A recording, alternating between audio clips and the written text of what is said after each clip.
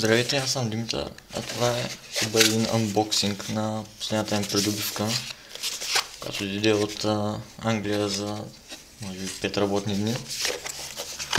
Да видим дали обаче всичко е както трябва.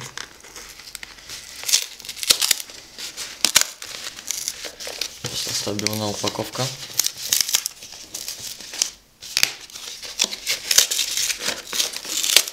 Малко престара.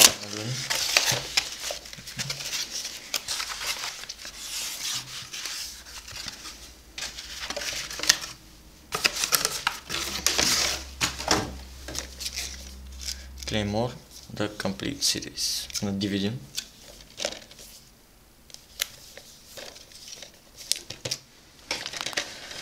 Сега да видим какво има в кутията. Може би първо какво е на кутията. Преди главната героиня е Клеър, логото на сериала Claymore, няколко логота, подобна история тук. Отзад кратка извадка от изглежда от ревюто на Anime News Network, малко резюме за сериала, няколко скриншота, 26 епизода на 6 DVD-та,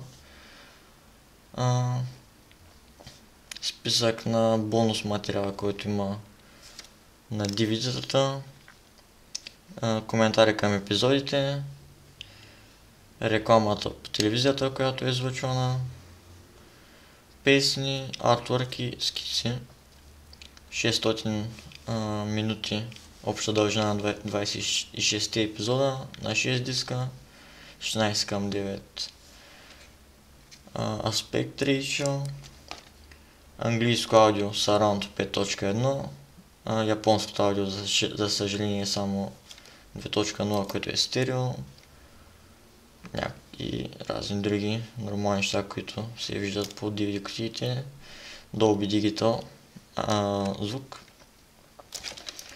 Който не знае, Claymore е едно доста яко аниме според мен, и често казвам май според всички. Доста брутално, има доста кръвища, сериозно, с много добър арт, фентази жанр.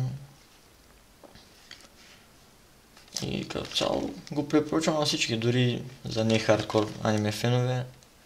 Определено се струва да се види.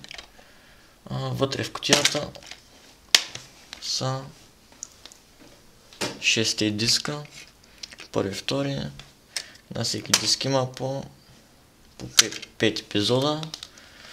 За съжаление обаче няма книжката, която е в Blu-ray версията, в която има малко артворк и коментари за героите, но все пак определено доста добра далавера в момента може да се намери цялата колекция. Доволен съм дори без книжката на DVD.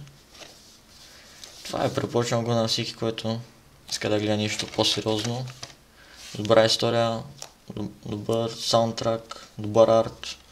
Като цяло едно от най-добрите анимета, които аз съм гледал.